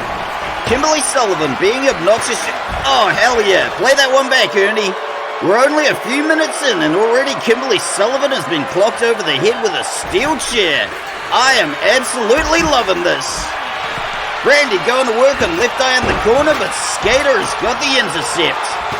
Shield Maiden going for the kick, but Brandy has the intercept. And some very sharp elbows. Brandy hitting that dragon screw, and Shawnee goes up and over the ropes. Left Eye has marked Brandy as a scrub and has given her no love.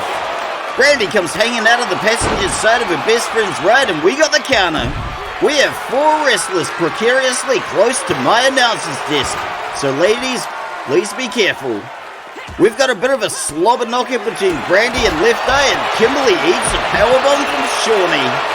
La Femme Brutale are going to work with some deadly kicks against Skade. Down she goes.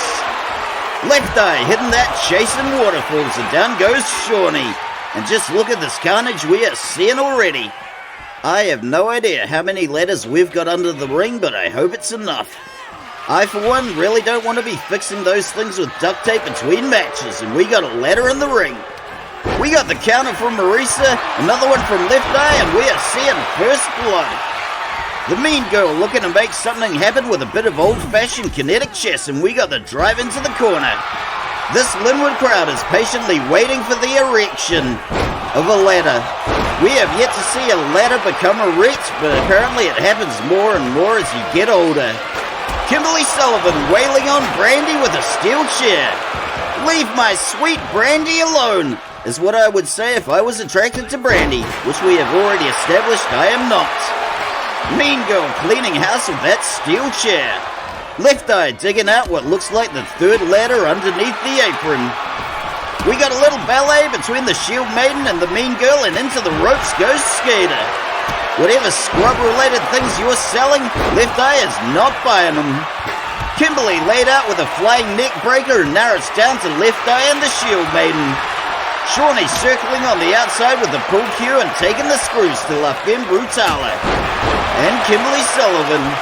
And Brandy. She is cleaning house. We're seeing a whole lot of collar and elbow, and over the ropes goes Shawnee. Our little firebug is doing surprisingly well. We've got a little verbal abuse from Skade, and that is not going to help with the erection of the ladder. Marisa Duvalier humiliating her opponent with a slap to the back of the head. Skade looking to go to work on Brandy, and Kimberly has the ladder. Shawnee circling from the outside, and she is not impressed. The tables are turned, and the firebug gives the Shield Maiden a brutal rake across the back. The roars of this Linwood crowd are absolutely deafening, and this is what they paid to see. At least I hope they paid. La Femme Brutale hitting that code breaker. Kimberly going up the ladder, but Brandy gives her the push. It's a long way down from the ladder, and that is one of the hazards of a ladder match. Brandy hitting that frog splash. Just a reminder, there are no pinfalls or submissions in this kind of match. It is all about the ladder, and Brandy just got thrown into one. What we are seeing here tonight, this must be what it was like at the ancient Roman Colosseum. And already this match is way better than Gladiator 2.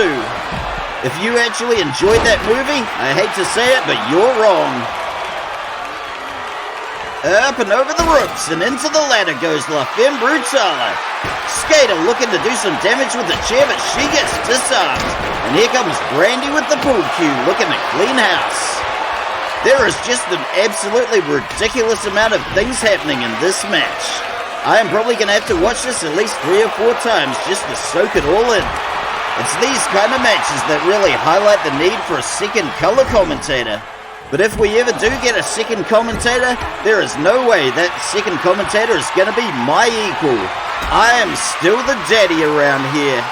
Brandy going up and over into the powerbomb position, and we got a sit-out powerbomb. Mean girl hitting those gymnastics and knocking Left Eye down. And we got a stalling suplex from Skade the Shield Maiden. That is a whole lot of strength on display right there, and down she goes. Our staff veterinarian, Francesca, is going to be working overtime tonight, and Kimberly goes up and over into the ladder. This is exactly what a safe workplace looks like, folks. Absolutely no need to tell the people at Osh about any of this. Brandy looking to scale the ladder. Left Eye is not having any of that, and we got a race to the top. We're seeing a little back and forth at the top of the ladder, and who's going to come out on top? Kimberly Sullivan with the tilt-a-whirl head scissors. Shawnee seeing an opportunity, and in she comes. Down goes Left Eye. Kimberly is not planning on letting Brandy walk away with the mystery box tonight. And honestly, why would you even make a bridge with a ladder like that? That is just not a safe work environment. Marisa Duvalier running in with the bulldog. Marisa Duvalier showing off those savant skills with a flurry of kicks and a few bionic elbows. Boom! Down goes Brandy. Apparently the bionic elbow is banned in legitimate MMA competitions, and that must be because they're really afraid of it. We're seeing quite a bit of blood from Skade the Shield Maiden, and the injuries are just gonna keep stacking up. Shawnee is eyeing up the ladder, but Left Eye has other ideas. And boom, we are chasing waterfalls. Let's see that again. Let this be a lesson to Shawnee. Stick to the rivers and the lakes that you are used to. And people wonder why I'm not a fan of MMA. No bionic elbows, no pile drivers, no steel chairs. I mean, what does that even leave you with? And rather mysteriously, we have a table set up ringside. Because this is all happening live, there is no way for me to rewind and see who set that up. So it will forever remain a mystery. Brandy and Skade are rolling out of the ring, and we are down to, well, just Left Eye and Shawnee. Brandy coming along with the steel chair. Marisa Duvalier's got another ladder, and it is going in the ring, but Kimberly is getting the steel chair. In comes Brandy with the chair. Good gravy, look at the size of that backhand.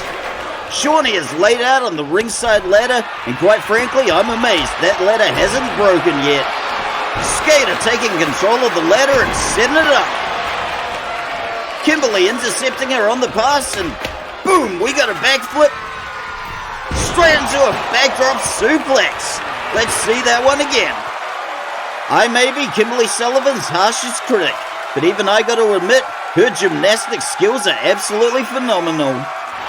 We got a whole lot of objects strewn around the ring and a whole lot of wear and tear on these 6 wrestlers. Shawnee has been circling from the outside almost this entire match.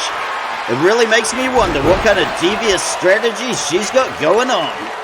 The mean girl has nabbed herself another ladder, and she is laying out Shawnee with it. Left Eye going for the intercept, and down goes the ladder. And we got some more chasing waterfalls. We got Kimberly Sullivan buried under the ladder, and I hope she stays there. Oh no, wait, too dark, John, too dark. Walk it back. We have been seeing a whole lot of grit from Left Eye during this match, and over the ropes goes La Femme Brutale. Shawnee comes circling in, and Kimberly takes another chance to be obnoxious. Our little firebug comes sliding in, and what is she planning? We got the Michinoku driver from Skater, and down goes Shawnee. Brandy coming from behind and hitting that flashback. And folks, I'm getting flashbacks of how cheated I felt when I paid 99 cents to rent Gladiator 2 on Amazon Prime. That was indeed a dark day for yours truly. Shawnee is done circling from the outside, and she is moving in for the kill. La Femme Brutale getting fired up and possibly imagining the bump in merch sales she'll get after this match. And come on, Shawnee, that's just mean. That's the kind of crap I'd expect from Brandy. Shawnee eats a backbreaker from La Femme Brutale, and we are going to the cardboard. Brandy has got the ladder in her hands and my heart on her strip. No, we talked about this, John. Resist the dark side. Resist the pull of the dark side. Marisa Duvalier with the Brassiere de Visage. Let's see that again. After clobbering Shawnee, La Femme Brutale decides it's time for Brandy to have a turn. I have truly lost count of how many ladders we have been through in this match. But quite frankly, logistics is not my job. That's somebody else's problem. We're seeing a little ballet, and up and over the ropes goes La Femme Brutale. I am counting 1, 2, 3, 4 ladders right there. And if we made the wrestlers purchase their own ladders, you better believe they'd take better care of them. And these aren't exactly cheap prop ladders either. They're the good quality steel ones from Mitre 10. Skater is not done with Marisa Duvalier, and there are many more beatings to come. Brandy looking the worse for wear, and Left Eye is taking advantage with the atomic drop. Boom, look at that elbow. Let's see that again. We have seen some sweet moves from Left Eye tonight, and this kip up into a flashing elbow is absolutely a keeper. Brandy getting a little payback, and in comes La Femme Brutale. Kimberly going up the ladder like some kind of Australian rodent up a drain pipe, and she gets pushed over. Not today. But I've got to say that sneaking up the ladder while your opponents are distracted is sound strategy. Up and over the ropes goes Skade, and Shawnee is in hot pursuit. Left Eye and Kimberly have a lot of beef between them, and it is coming out tonight. That was a sweet Pele kick. We got a bit of a tussle going on between Kimberly and Shawnee, and here comes La Femme Brutale with the pull cue. Kimberly's got another chair, and it is lights out for Brandy. Something really cool just happened in the ring, but because Ernie the cameraman pushed the wrong button, we'll never know. And that, folks, is one of the many logistical challenges of a match like this. You never know where and when something cool is gonna happen, and when you've only got the one camera, you've really got to pick and choose your spots. Marisa making that Savate combo work and going to town on Left Eye with the bionic elbow. This match is very much testing the upper limits of all the wrestlers' cardio. We got the whippings in the corner, and in comes Shawnee and Skade. And despite our best efforts to get her deported back to Australia, Kimberly Sullivan sneaks back in. But unfortunately, because of the weird sibling relationship Australia and New Zealand have, we can't get rid of Kimberly Sullivan unless she does something really, really, really bad. So here's hoping. We got the whipping to the ropes, and Brandy coming in with the drop toe hold. And that was just a little unnecessary, but it was fun to watch. We're seeing a bit of a slugging match between Brandy and Kimberly. Brandy going for something off the springboard, but nobody home, and she eats a steel chair. Thankfully, Marisa Duvalier bought enough steel chairs for everybody, and everybody gets a turn. In comes Skade with a brand new ladder, and let's see if anybody gets any closer to nabbing that mystery box. It almost seems like an afterthought at this point. But here's something that's always a welcome sight. We are going to see an avalanche. And not just any avalanche. We're going to see a stalling suplex avalanche onto a ring full of clutter. And boom, there it goes. Let's see that again. Because no legitimate wrestling publication will touch us, we here at LWL get to mark our own homework. I give that avalanche suplex the perfect 5 stars, and I challenge anyone to tell me why it's not. Up and over the ropes, Brandy goes. Shawnee comes running in and giving Skade a taste of pain. But the fun doesn't stop there, and we got the tried and true ground and pounds. And look at this. Boom, double stomp to the gut. Left Eye grabbing the ladder and looking to set something up. Shawnee making another exit out of the ring, but here she comes, and she is intercepted by Left Eye. My God, look at all that blood on Kimberly's face. Marisa Duvalier getting disarmed, and the chair goes flying. Into the corner goes Brandy Dixon. The time for fisticuffs is over, and it's time to grab the mystery box. But Shawnee has other ideas. The Shield Maiden whipping out Mjolnir, the Hammer of Thor, and breaking the back of Kimberly Sullivan. La Femme Brutale making that climb to the top, and can she get there? Skater is not about to take any chances, and down goes the ladder. Marisa is still clean. Oh my God, she's done it! She's got the mystery box! Marisa Duvalier takes the mystery box. Let's go see some highlights from Ernie the cameraman. And my God, how do you even begin to describe a match like this? We have never had a match quite like this. There was so much going on at any one time that our cameras could not capture all of it. And I certainly couldn't capture all of it to commentate on it myself. It was really hard to pick a winner going into this thing, but Marisa Duvalier managed to pull it off by a hair's breadth. Congratulations to La Femme Brutale, Marisa Duvalier, for taking possession of the mystery box. It'll be really interesting to see where and when she chooses to open it, to say nothing of what's actually inside the mystery box. We can only speculate about what's inside the mystery box, but I suppose if we knew, it wouldn't be a mystery box. It would just be a box. And while we at Linwood Wrestling Legends might sometimes make some questionable booking decisions, we are not about to have 6 wrestlers compete in a ladder match for a plain old box. Last match on the card, and if you thought that last match was crazy, we are doing it all over again, this time with dudes. Once again, we have 6 competitors, randomly chosen through a lottery, competing in a ladder match to grab the mystery box. This match is going to be the climax to what has been a historic PLE. So without any further ado, let's go ringside right now and see it unfold.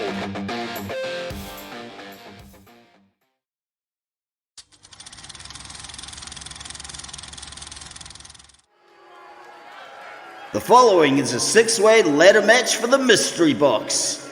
There will be no countouts or DQs. Introducing the first contender. From Detroit, Michigan in the United States, he is the Detroit original, Yo-Yo Brown.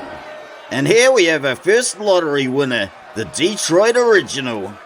Now I may have dumped on Yo-Yo Brown a lot during his time here, but I gotta give credit where credit is due. He moves much better than a man of his very, very advanced age should. I would even go so far as to say that I have been pleasantly surprised with several of his matches. But not that pleasantly surprised. I don't want it puffing up his already overinflated ego. But the big question on everybody's minds is this. What part is Yo-Yo Brown playing with the spaceship my Uncle Barry is building? Because you know his fingerprints are somewhere... there is no spaceship. What the hell are you people talking about? Spaceships. That's as ridiculous as the sweatshop in Linwood where our merch gets... there is no sweatshop in Linwood. What the hell are you people talking about? Sweatshops.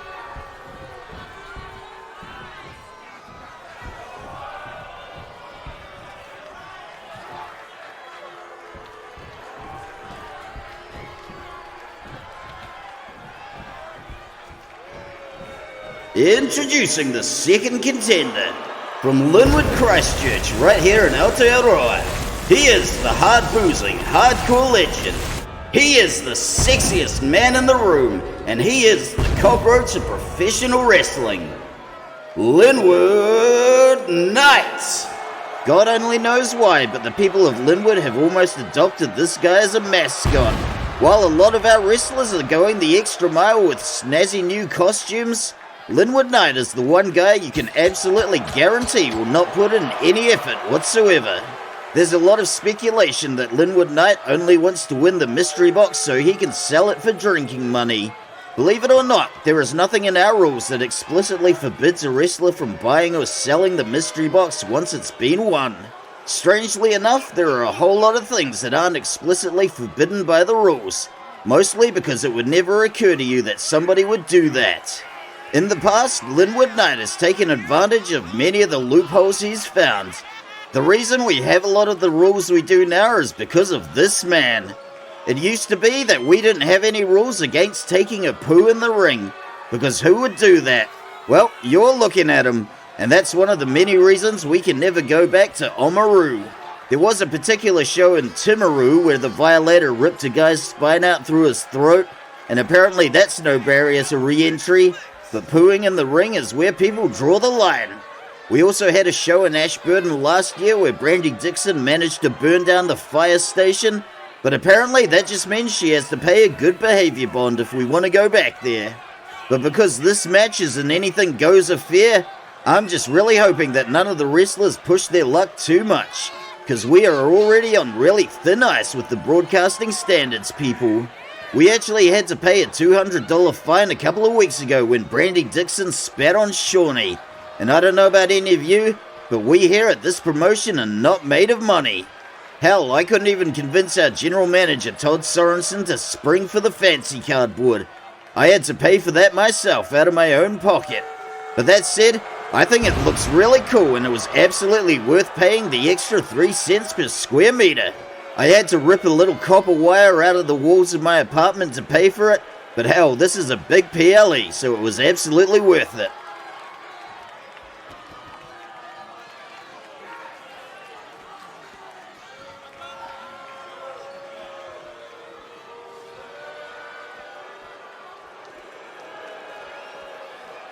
Introducing the third contender. From Boksburg, South Africa, he is the Boksburg Butcher, Jan de Slagter. I got a bad feeling about this one, folks. When you tell a guy like the Boksburg Butcher that anything goes, don't be surprised when he actually takes you up on that. He's still riding high on a little goodwill from brutalizing that obnoxious influencer Corey312 last week. But there's absolutely gonna be a limit to how far that goodwill stretches. But one thing's for sure, this guy is absolutely gonna take full advantage of the no DQ situation. He is gonna use any and every weapon at his disposal to brutalize the competition. Much like his better half Marisa Duvalier, the Boxburg Butcher has never made any secret of his contempt for this Linwood crowd, and they are absolutely not gonna have his back tonight. Then again, that fact didn't stop La Femme Brutale from actually winning the mystery box. If the Slagta can actually win this thing, we may be looking at a really, really horrible power couple. But then again, for all we know, there may be something really horrible in the mystery box that will be detrimental to his career. Once that box gets opened, the wrestler's gotta roll with it for better or worse. Our general manager Todd Sorensen has the only keys, so nobody gets to sneak a peek. So if the Butcher wins tonight, let's hope it's a booby prize.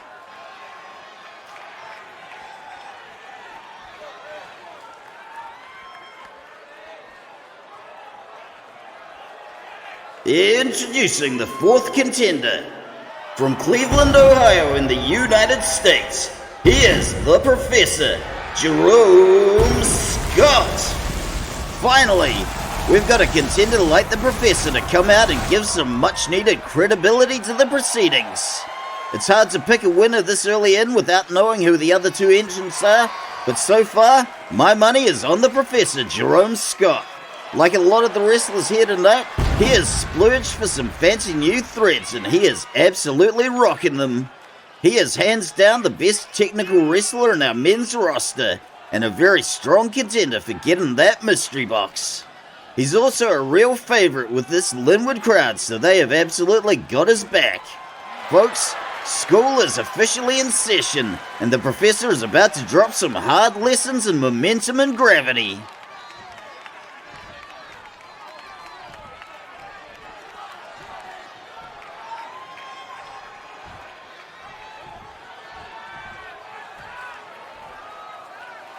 Introducing the fifth contender. From Rostov-on-Don, Siberia in Russia, and representing the Kalishnikov brothers, Grigory Kalishnikov. Okay folks, here's what I think happened here. Grigory and his brother Nikolai were absolutely sure that their numbers weren't going to be called in the lottery, so they turned up in tracksuits. They were probably planning to grab some beer and fries, post up in the stands and cheer on their cousins. But all is not lost. Because Grigory is Eastern European, he has a very strong tracksuit game, and he is absolutely rocking that bad boy tonight. And by the way, thanks for giving me the brother whose name I struggle to pronounce. Haha, very funny guys. I suppose I can't really grumble about a random lottery, but it would have been much easier on me if Nikolai had been drawn instead.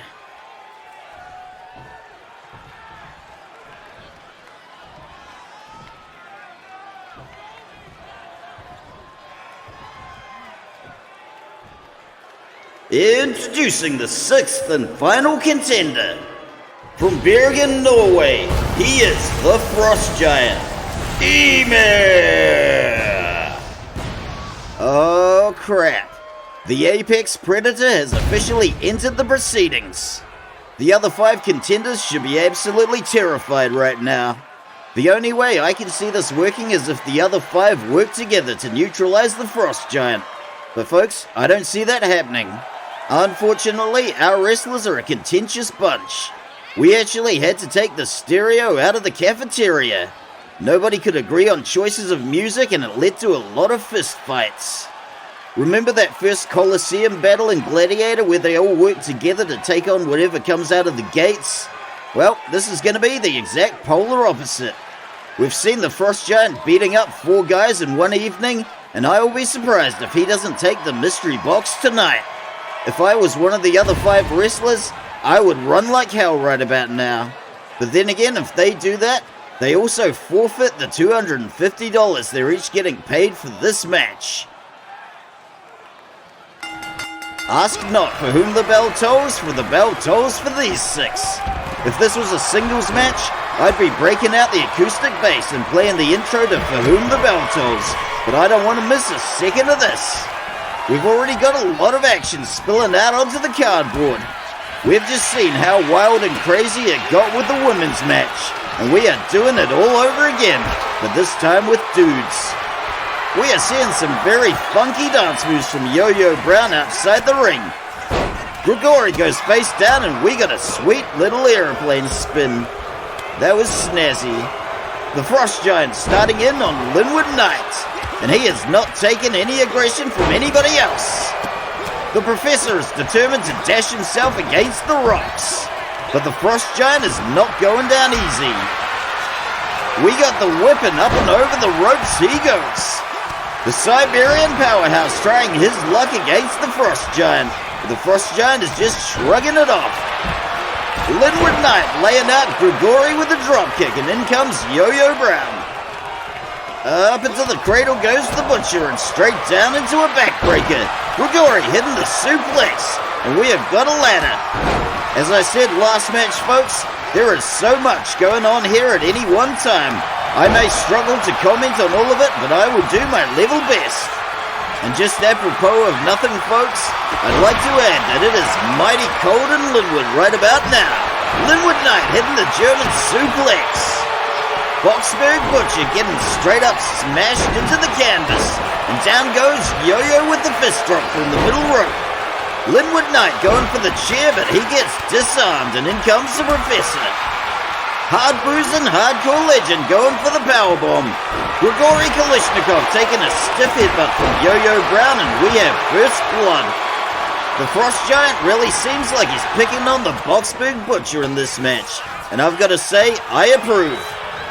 The slugs are not going down easy, and the Frost Giant is stunned against the ropes. We got a sloppy collision. Grigori hitting the teardrop suplex, and down goes the Butcher. Once again, there is a table mysteriously set up ringside. We have no idea who set it up or why, and it will forever remain a mystery. Linwood Knight sweeps the Frost Giant off his feet, and we have yet to see an erection of a ladder. We have limbs and body parts flying every which way, and this is absolute carnage. Yo-Yo Brown goes into the electric chair drop. Jerome Scott going down into an atomic drop. Frost Giant hitting that neck breaker on Linwood Knight, and he is absolutely revving up.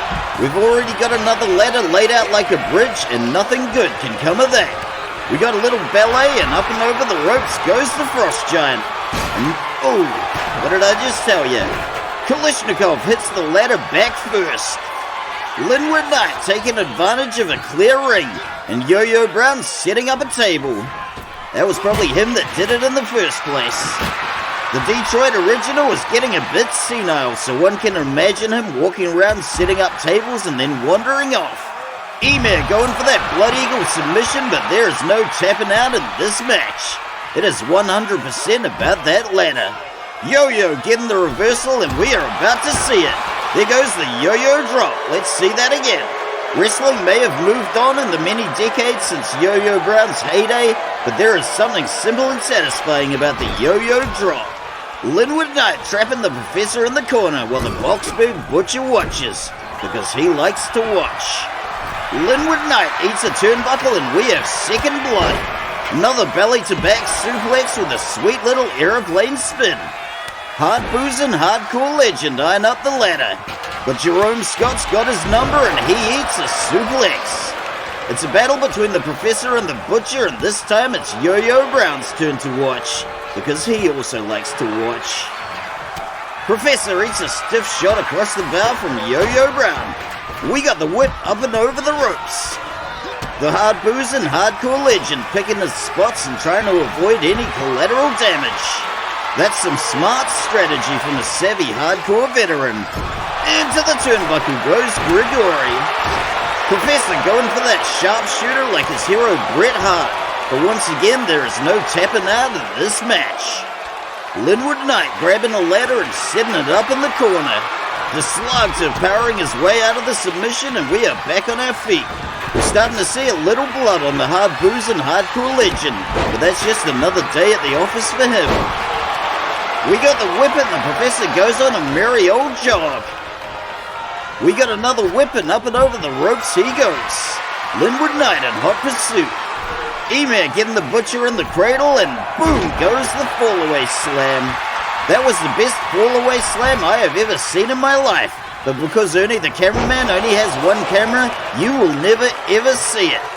Linwood Knight eats an atomic drop from Kalishnikov. That's gotta rattle his tailbone. And folks, it's just as well that New Zealand is a civilized country with a decent public health system. We are probably going to have to rent a bus to take all these wrestlers to the ER after the show.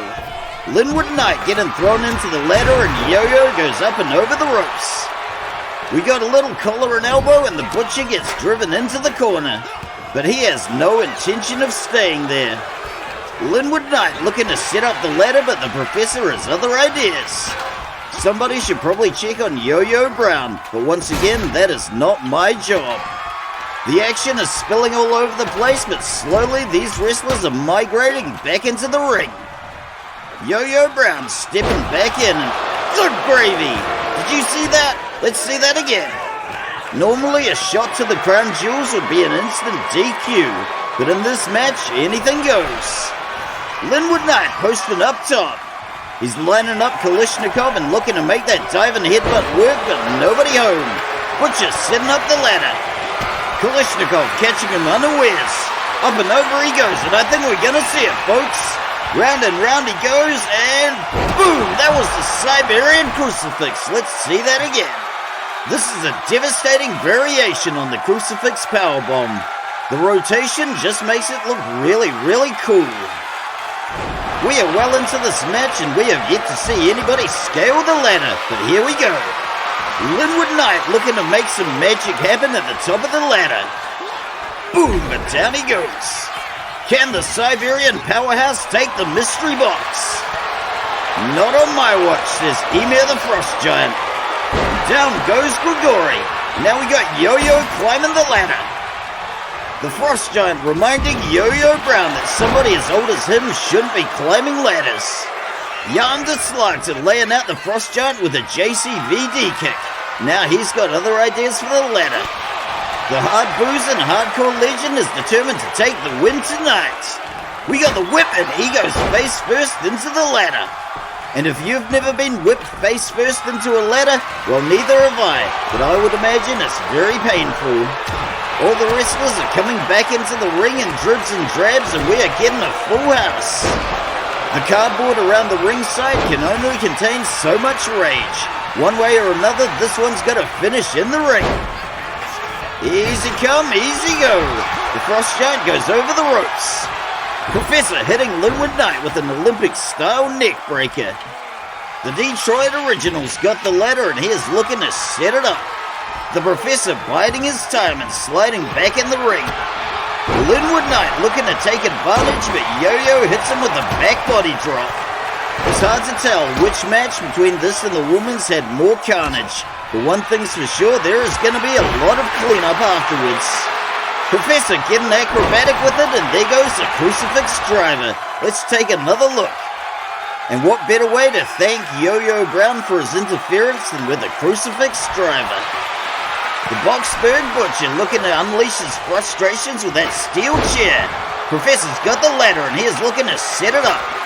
We are seeing the cardio of all these wrestlers tested, and it may just be a matter of who can hang in the longest. Jerome Scott nailing the Butcher with a hammerlock DDT, and he is climbing that ladder. Yo-Yo Brown giving the ladder a bit of a nudge. The Professor learns a lesson in gravity. What goes up must come down. This Linwood crowd is rude, rowdy, lick it up, and in the mood for trouble. And boy, have they got it. Ymir hitting Linwood Knight with his infamous backbreaker, neckbreaker combination. Professor getting the ladder. Yo-Yo Brown going for the 3 homies, and we already have 2. And here it comes. Boom! 3 homies. A move Yo-Yo Brown claims Eddie Guerrero stole off him, but we find that claim highly dubious. And the Frost Giant is looking to climb the ladder, but down he goes. The Detroit Original is out of the ring while Grigori gets Ymir in the fireman's carry. And boom! Straight down into a backbreaker. Linwood Knight going for the falling headbutt, but nobody home. Boxburg Butcher looking to climb the ladder. And the Frost Giant gets the Siberian Crucifix. We might be seeing the Boxburg Butcher taking the mystery box, but not if the Professor has anything to say about it. We've got a bit of a three-way fracas happening in the corner, and up and over the ropes goes the Professor. Yo-Yo Brown throwing the Butcher over the shoulder, but the Butcher gives him the slip. We got a little ballet, and the Hard-Boozing Hardcore Legend gets thrown out of the ring. The Frost Giant laying waste to all comers, but here comes Grigori with the Kalishnikov special. Roll it back, Ernie. Maybe this Kalishnikov special doesn't have the power of his cousin Yuri's, but you gotta love that efficiency of motion. Butcher takes a body block and goes down. Against his better judgment, the Detroit original is back in the ring. And back on the canvas. We are really starting to see the upper limits of these wrestlers' cardio. And up and over the ropes goes Grigori. Jerome Scott going for that figure four leg lock again. The Detroit original is getting bent like a pretzel, and he is crying sassafras. In comes the Butcher from the blind side with a sneaky grab. Up he goes and into a very painful atomic drop. We're about to see something from Linwood Knight, and here it comes. Boom! That was the Bro Buster. Let's see that again. The Frost Giant got a little complacent here and started gloating, and he soon learned the error of his hubris. We got a whip into the ropes, and a lovely hip toss from the Detroit original. And back in the ring goes Grigori Kalishnikov. Where is Linwood Knight going with that ladder? Out of the ring and onto the ladder goes Yo-Yo Brown. Spinning power slam from Linwood Knight. The Hard-Boozing Hardcore Legend is not looking to make any friends. And into the ropes goes the Professor and up and over. It's hard to move with all the lifeless bodies strewn around the ring, but somehow the Hard-Boozing Hardcore Legend is finding a way. And into the ropes goes the Boxburg Butcher. Professor sticking the dragon screw and down he goes. We have got all 6 wrestlers back in the ring, and Grigori is looking to set up the ladder. Or maybe not. Between this match and the last one, I have lost count of how many ladders we have been through. Professor looking to do some damage to Linwood Knight with the chair. Yo-Yo Brown bringing back the 3 homies on Grigori Kalishnikov. But we only get 1 homie. Better luck next time. Up and over the ropes goes the Detroit original. Professor's got the ladder and he doesn't care who knows it. Somebody's got to take that mystery box, and why not him? We got another crucifix driver. Linwood Knight looking to sneak up the ladder and take the mystery box. Can the Hard-Boozing Hardcore Legend pull it off and take the prize? Oh my god, he's done it! Linwood Knight has got the mystery box! Let's go see some highlights from Ernie the cameraman. Folks, what can you even say after a match like this? We just saw 2 of these matches back to back, and I am probably gonna need to sleep for a week after seeing all this action. That was one hell of a way to cap off this historic event, and we are gonna be seeing ripples from this later on. It'll be interesting to see what Linwood Knight does with the mystery box. If he sells it for drinking money, who's gonna end up buying it? Congratulations to the Hard-Boozing Hardcore Legend Linwood Knight for this historic victory. That was one hell of a match, and this has been one hell of a PLE. And folks, that right there was our mystery box PLE. If I can break kayfabe for half a second, I straight up worked my ass off on this show this week, so I hope you all dug it. Either way, I just want to take the time to thank each and every one of you wonderful people for tuning in and checking it out this week. But rest assured, good people of Linwood, there is a hell of a lot more craziness where that came from. There'll be plenty of it to go around next Sunday, so I hope to see you all there. But until then, This is your good buddy, John the Commentator, signing off and signing out.